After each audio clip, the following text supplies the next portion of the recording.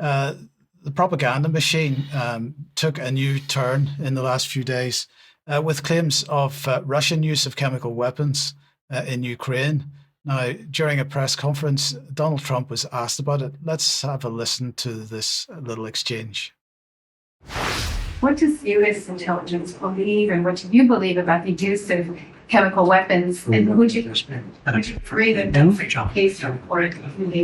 Well, I'd ask John maybe to discuss it if you'd like, John. Well, Mr. President,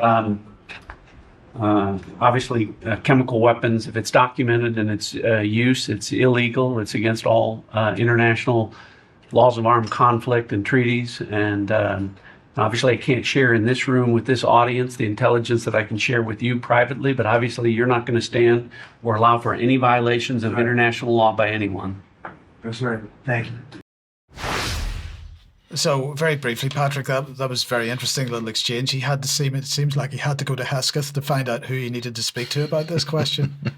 Well, John Ratcliffe, absolutely in the pocket of the Israeli lobby. Everybody knows that, and probably in the pocket of Mossad as well. Very vague, though. And, the timing of this, Mike, is so suspect, but there's more on this. Well, we'll be coming back to this. But before we come back to the main part of this report with Patrick, let's just have a look at the British statement on this, because the statement goes that a statement published last week by the Dutch and German intelligence services indicating Russian use of chemical weapons on the front line is deeply concerning. The OPCW has now published 3 reports confirming the presence of CS gas in samples collected by Ukraine from the battlefield.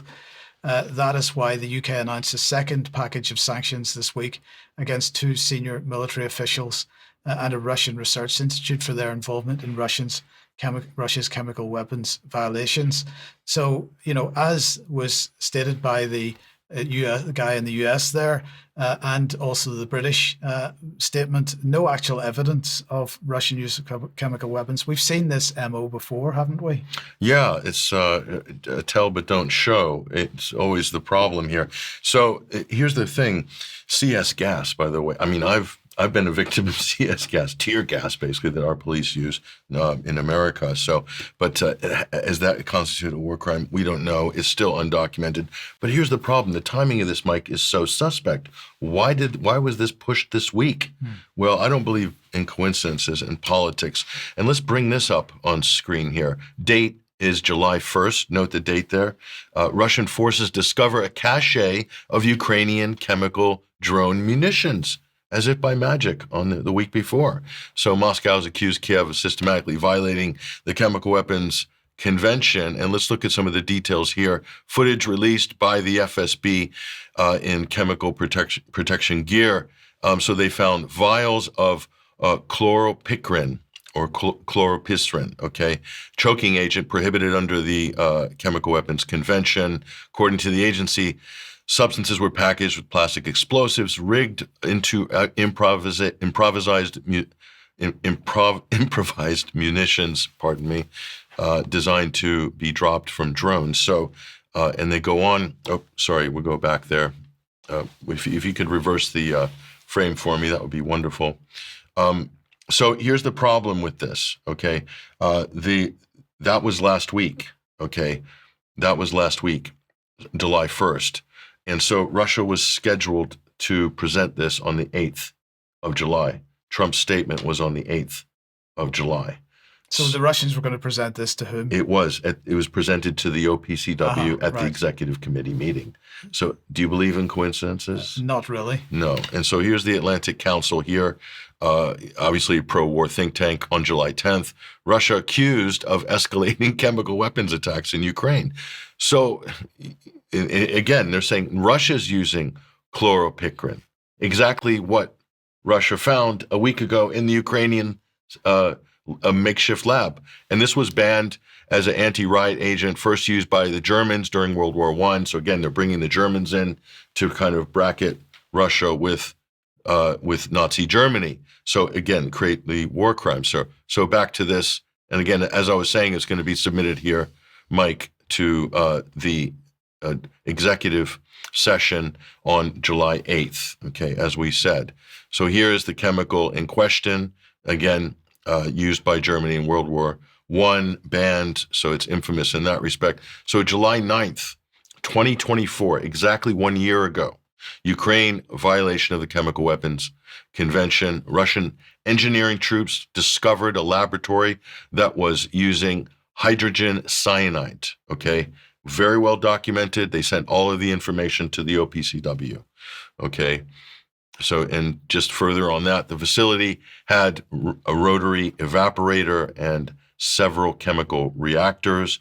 Protective clothing was there, including US-made gas masks and Polish hazmat suits. Interesting. Allegedly found at the site. So all of this has been supplied to the authorities. And just to be clear, to date, Russia has filed 40 diplomatic notes, 40, regarding Ukraine's use of toxic chemicals in the battlefield over the last 3 years. And this is from one of their senior ministers there. So in terms of, Mike, the evidence, the preponderance of evidence is absolutely on the Russian side in what they've presented to the official bodies. So just to be clear, this is not a case of he said, she said, because Russia is providing documentation, they're providing evidence to the OPCW. My question to you would be, very briefly, is the OPCW past the politicization that we've seen of it in the last few years, or are they actually in a position to do anything? So whether they can attribute blame or not, that mechanism, which I'm not sure about the technicalities of that, but that was something that they didn't have, but that they acquired through their executive during the whole Syria OPCW scandal. But the Syrian question is very different than this. Right. This is a battlefield between two state actors, very well documented. Russia's providing GPS location. They're providing chain of custody, all of the things that Britain in the white helmets and everybody that was saying Assad never did. So Russia's doing all that. So all of the Russian claims could be debunked very easily by the experts. And Russia's also offered to facilitate more of an investigation should the OPCW want to go down that road. But as yet, they haven't. Right. Why haven't they? They haven't pursued any of the charges in a serious way against Ukraine. So yes, Mike, they are very politicized. But Russia is going to go with the institutions that are available. This has always been their stoic policy here. So here's a video on it's a documentary called Toxic, The Toxic War. And this was on RT International last year, I think. So this is around Divka. The big battle after Bakhmut was at Divka just over a year ago. Watch this trailer here. Вот этот щипящий запах, это вот хлорпикрин. Пробирки стеклянные. Для дронов они делали, а вот они используют его. Оно распылялось именно над домами. Одна полоса, вот наша улица, потом на другую.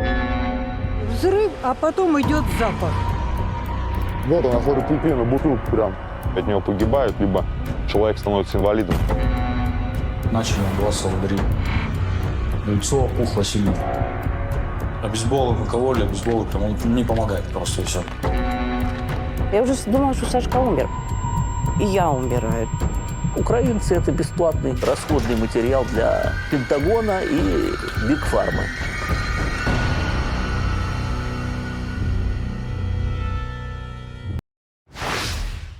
That's available on Rumble in its entirety. Unfortunately, Mike, if you're in the UK, you're not allowed to see any of the material which we just showed because the British government banned RT.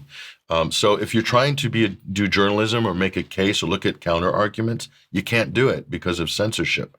So again, if you want to debunk any of these claims made by Russia, you're more than welcome. That documentary was filmed around the village of Ugledar, which is just not in the vicinity of Avdiivka, but where heavy fighting was going on. And again, all of that, which was shown you in that documentary film, was supplied to the European authorities, to the OPCW. So Russia's not hiding anything. They've got a lot of evidence that they've been supplying, but no action has been taken.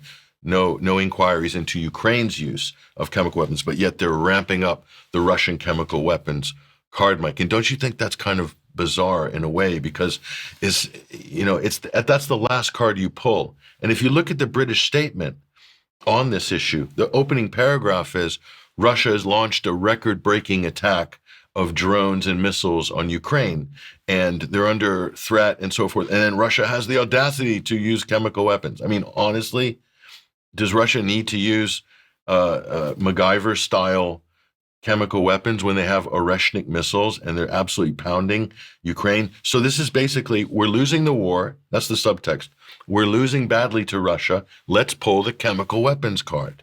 Because wasn't that the case in Syria as well? The rebels were getting hounded and pounded in Ghouta, in Khan Shaykhun, in Duma, and as if by magic, a chemical attack manifests itself, and all of a sudden you have airstrikes by the U.S. and everyone's up in arms in the outrage. So it's just this pattern that we can't escape in the West. The chemical card is literally the last card of desperation.